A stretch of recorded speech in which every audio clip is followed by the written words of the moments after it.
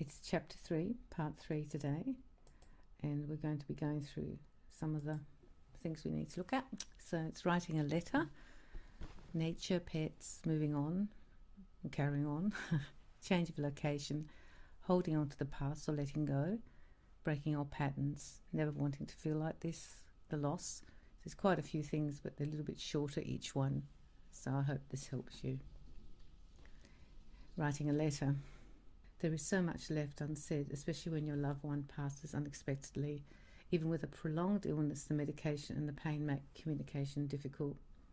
Writing a letter allows you to express these emotions and voice your concerns. It's very cleansing. When you have had a tricky passing and there's anger and resentment left, then it's good to write the letter. Not all people die with grace. Some fight and are argumentative.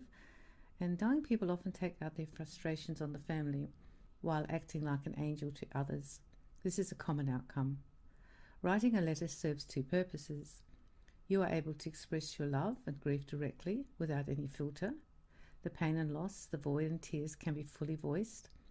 It is a way to express the anger you also feel because they have gone and left you. All the longing and disappointment about how it turned out can be written about. The other situation is when you are left upset and disappointed with their treatment of you. Although you know they are ill and these behaviours may be due to the sickness and medication, a part of you still suffers. We all want a healing end, and when faced with the death, some individuals try to regain control and become difficult for the family to deal with, and instead of reconciliation, the families are left with unhappy endings. Voicing your feelings via a letter allows you to let it go. I wrote several letters to release my emotions. Some were the first one, the grief one, while others were the venting, disappointed ones. After they die, there are many unanswered questions. Although we cannot get the answers, by writing out your woes, you clear them. I wrote the letters until there was no more to say.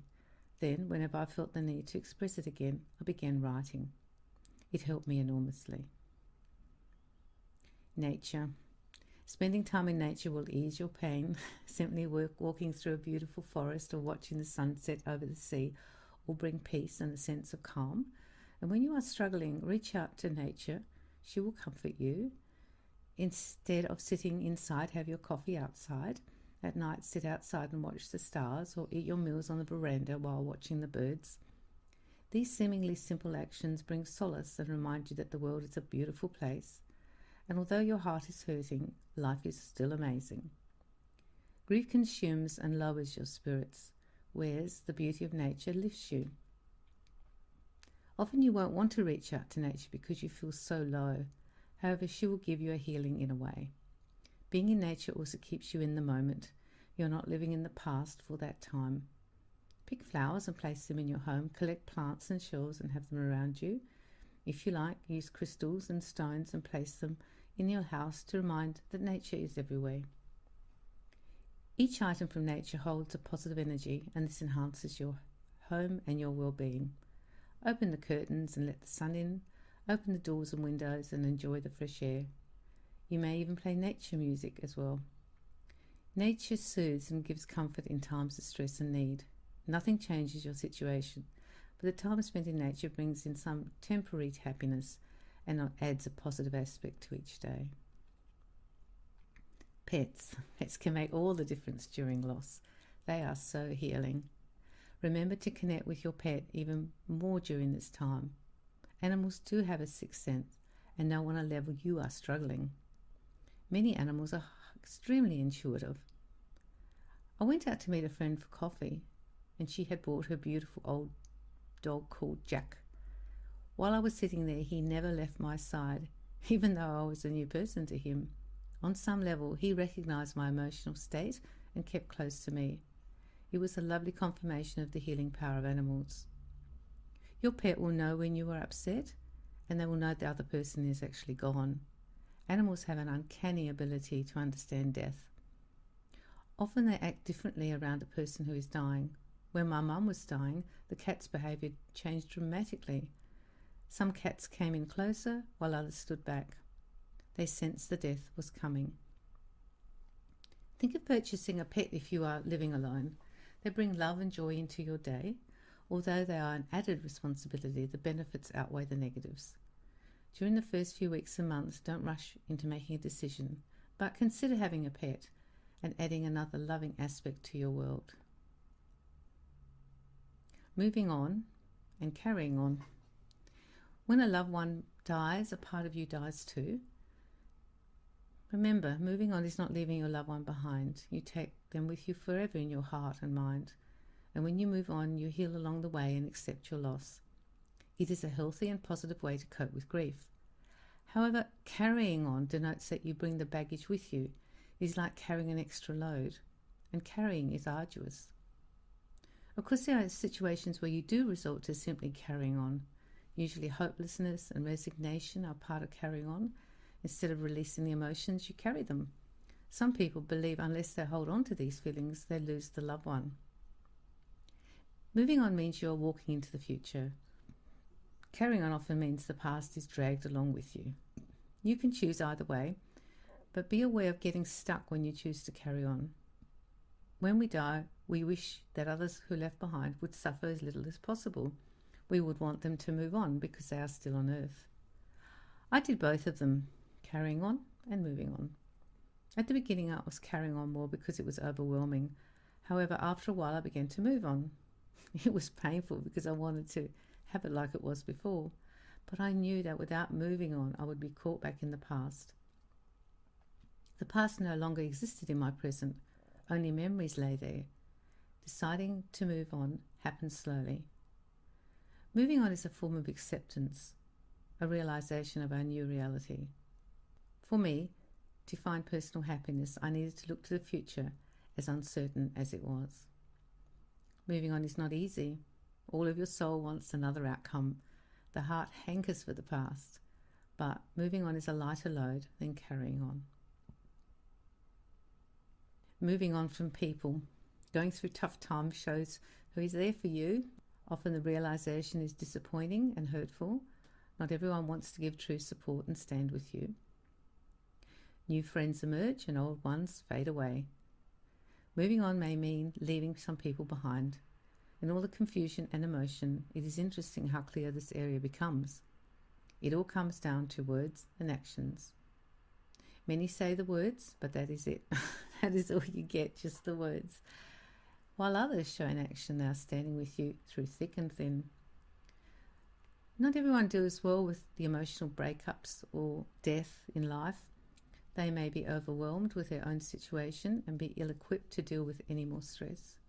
Avoiders will want to hide away. Be grateful to those who give support and let the others do as they wish. On the journey, having others close helps enormously. You need support, but it is best to rely on the reliable. While your emotions are messy and you are fragile, being let down is going to affect you too much. People who show through actions are the best ones to have in your life.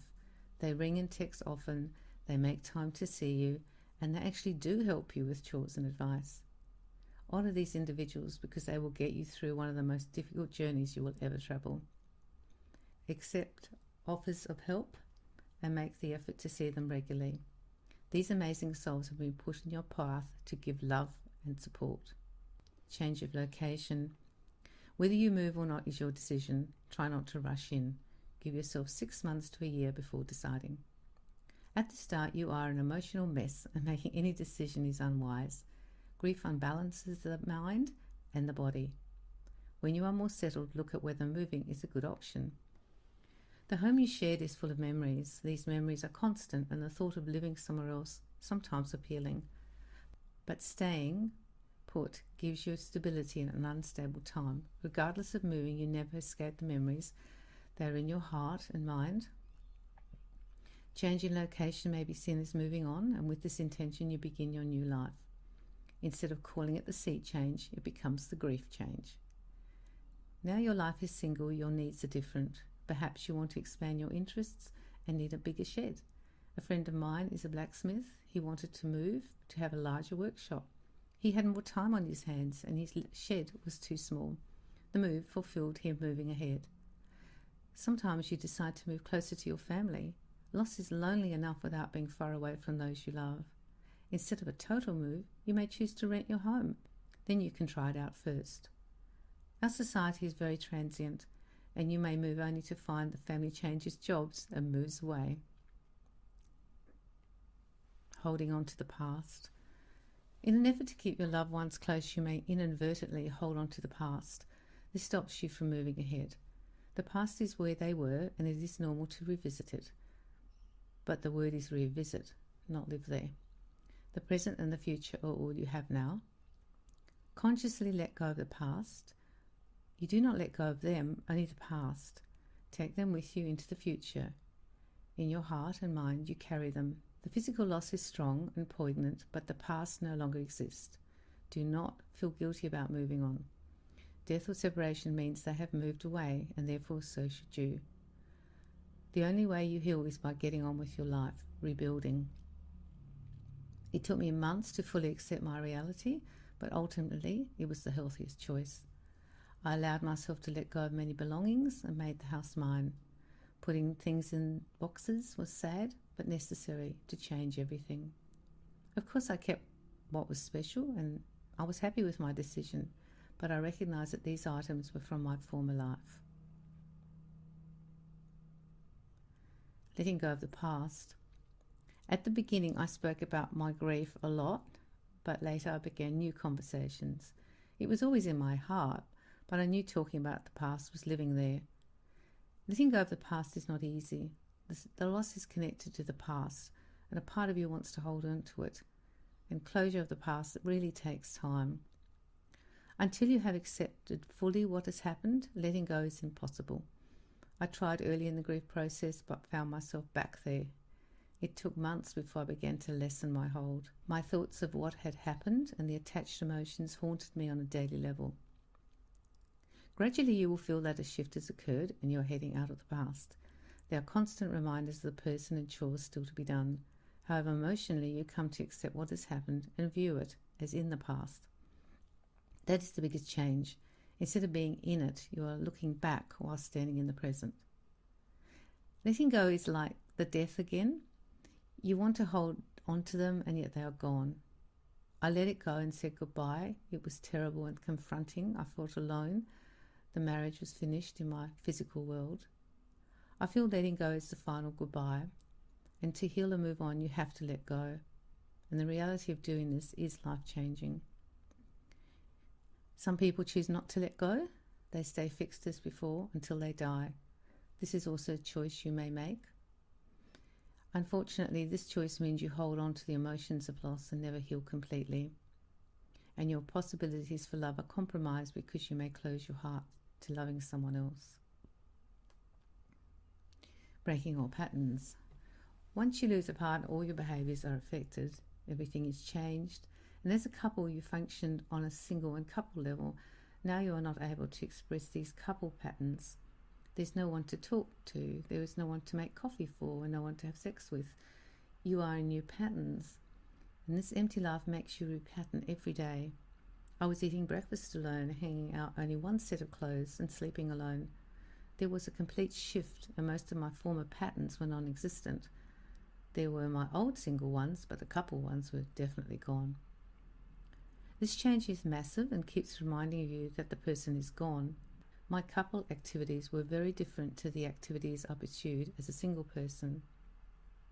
Although I still had these activities, they were changed too. Basically, I lost interest in doing much, especially in the first few months. In a sense, those patterns were not the same either. Be patient and know in time you will adjust. Unable to perform the couple pattern, you make new ones, and your daily life, although it's never the same, is the new life. When it comes to your apathy, this will lift, and eventually you will come back to your single patterns. Take heart because you can heal from loss and create fresh and better patterns. Never wanting to feel this loss again.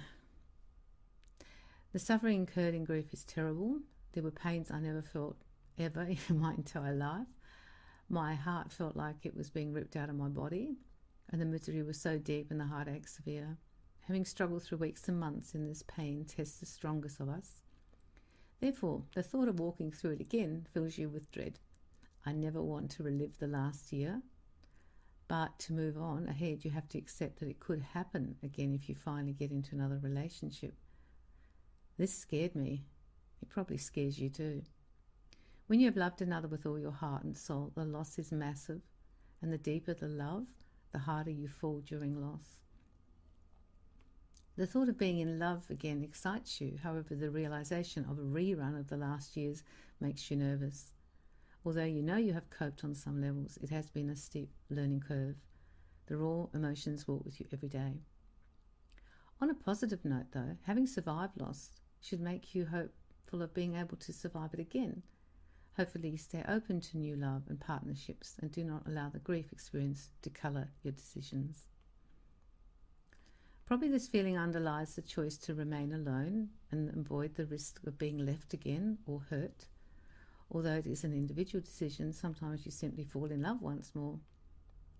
I have decided to give love another chance and see what the cards that I am dealt. This has helped me move ahead instead of remaining single forever. The heart heals, and a world of love is a wonderful world, and in a way I take the past and its lessons with me into the future. Loss is fatiguing and takes up enormous energy. The actual loss may be traumatic and takes years to unfold. Sometimes the pain of loss is excruciating, and in these situations not wanting to feel this hurt again means you choose never to allow your heart to experience such terrible loss. This may mean you cannot invest in another soul to that degree, and you may decide to live in the twilight zone of neutrality. Often you stay in this state of grief till you finally get over it. At the start of grief, it is fine to never want to be in a relationship of that depth again. You are protecting yourself. Let the months pass and do not make any long-term decisions. Having lost your partner means you are in the full-blown stage of loss and only want to have them back. Letting love back in is challenging. You want your happy life back as a couple, but to be there entails risk. Only you can decide if you are willing to risk it. Your family and friends may encourage it, but the final decision is yours.